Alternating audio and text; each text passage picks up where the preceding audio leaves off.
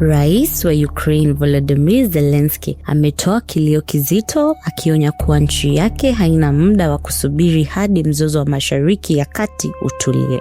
Zelensky ameweka wazi kuwa ni hatari kubwa kudhani kuwa Ukraine ni ajenda ya baadaye, akisisitiza kuwa janga la kivita na Urusi nchini mwake ni la sasa na sio la kesho.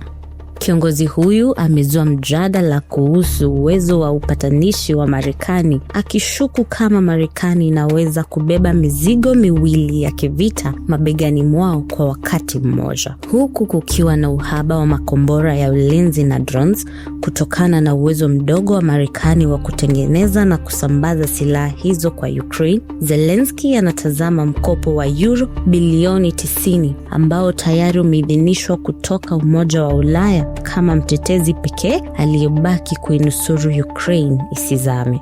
Mimi ni Baraka Shekaina na hii ni Al-Bashir TV. Asante kwa kutazama hadi mwisho.